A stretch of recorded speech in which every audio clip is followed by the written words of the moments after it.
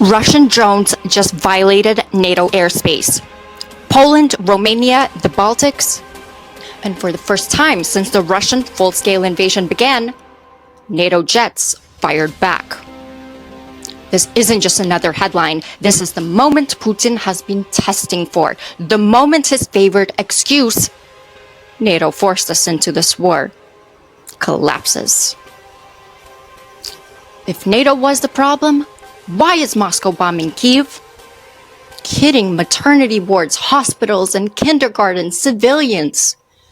And now sending drones over Warsaw and calling them stray. This isn't defense. This is Russian imperial sickness, pushing red lines until the world breaks. And this is the video we're going to bury the NATO expansion myth once and for all. Make sure you stay till the end. There's a huge plot twist that no one saw coming as well. So stay with me.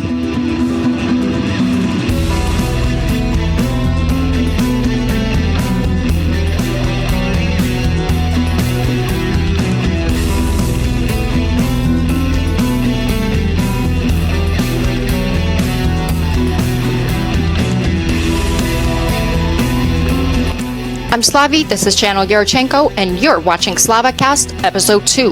Hit like, share this video, subscribe, and drop your thoughts in the comments, because this is how we fight the information war.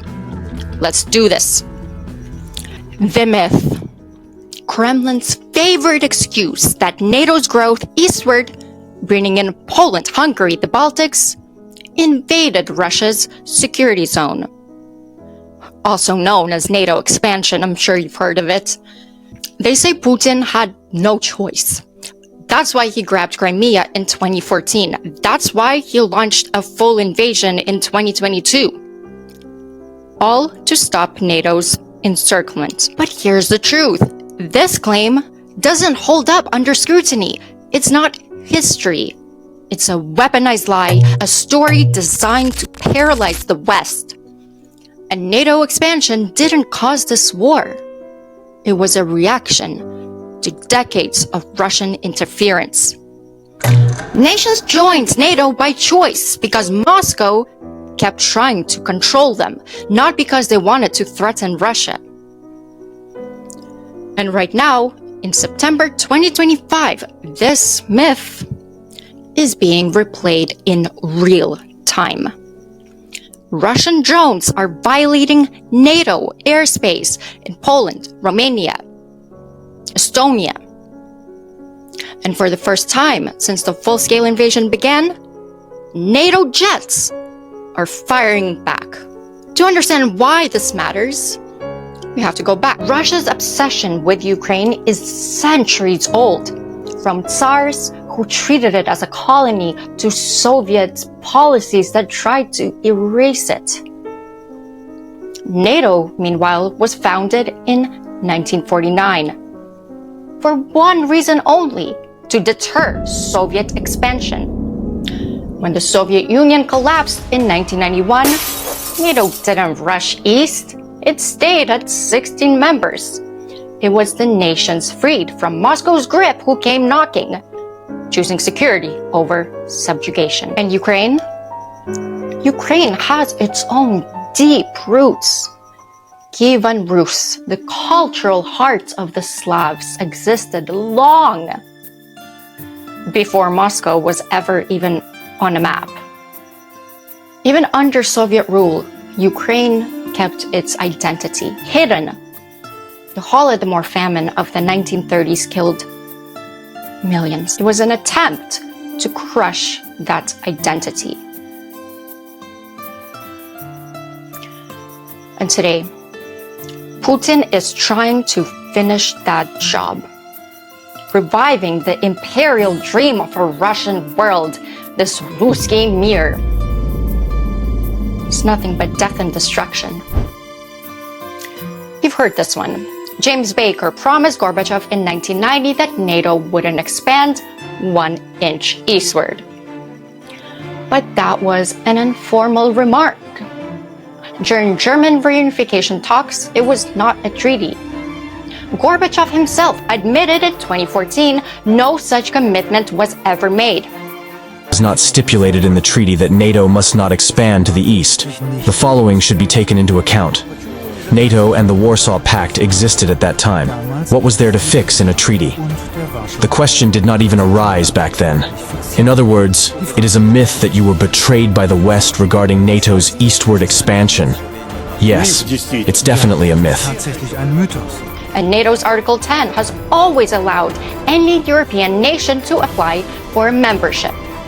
In fact, in 1997, Russia signed the NATO-Russia Founding Act pledging cooperation, not confrontation. If NATO expansion was really a threat, why did Russia open a liaison office with NATO? Why did it participate in joint exercises under Yeltsin? Because back then, Moscow didn't fear NATO. It feared losing control over its neighbors. 1991, Soviet Union dissolves and Ukraine votes 92% for independence. Russia recognizes that result, and NATO remains at 16 members. In 1994, Russia signs the Budapest Memorandum, swearing to respect Ukraine's borders in exchange for its nuclear weapons. NATO plays no role here, by the way. 2014, Russia breaks that promise and annexes Crimea and launches a covert war in Donbass. Still, no new NATO members since 2009. 2014 was not about NATO. It was about a sovereign nation choosing freedom, and Russia trying to strangle that choice. And here we are, September 2025. On September 9th and 10th, Russia launched 400 plus drones and missiles at Ukraine and sent several straight into Poland's airspace.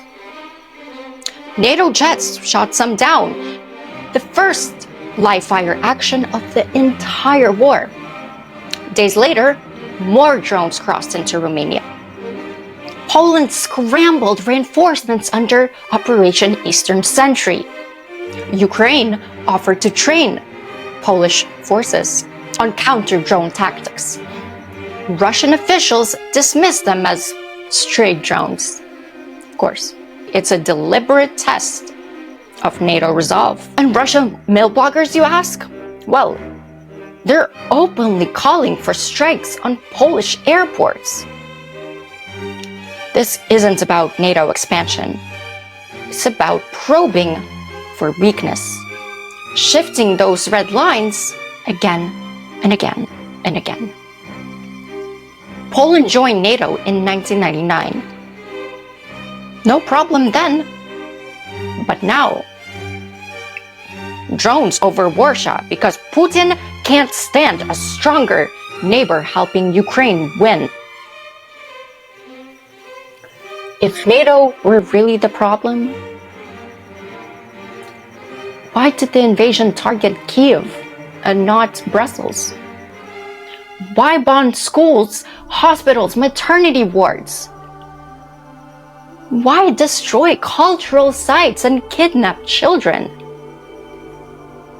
This isn't defense, this is empire, and these 2025 incursions prove it. Russia isn't reacting to NATO, it's trying to scare NATO into retreating. But instead, it's backfiring. Putin's war hasn't weakened NATO, it strengthened it.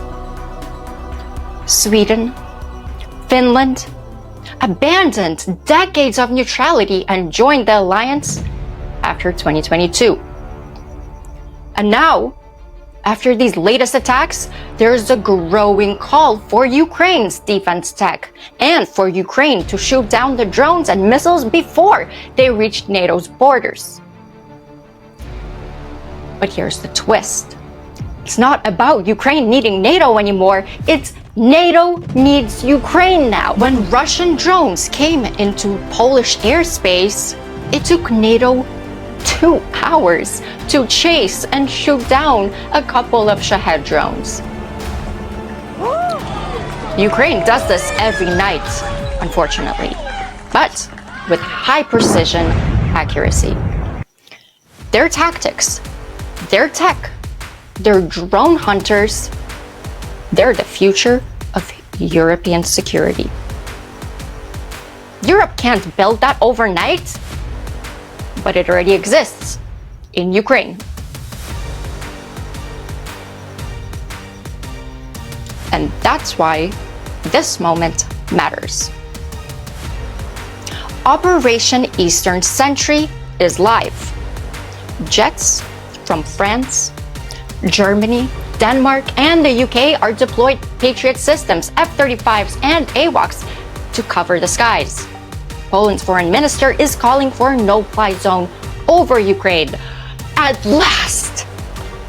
4 years in, Ukraine has been asking for this. Zelensky, he is pushing for a continent-wide joint air shield. This is the chance to close Ukraine's skies and the missile tear and finally lock Russia out of Europe's future. Putin's vision of empire is cracking, but every day that we hesitate, he tests another line. The question isn't if he'll try again, the question is, do we go all in? Or let Putin keep testing until he hits something we can't ignore. If you want NATO to act now, if you want Ukraine defended and this war ended in just peace, then hit like, share this video so more people hear the truth, and drop a comment below with what you think NATO should do next. And don't just watch, subscribe to channel Yarochenko so you're here every week as we fight this information war together. I'm Slavie, this is SlavaCast episode 2, and we're not waiting for history to repeat itself. Slava Ukraini! And I'll see you in the next one.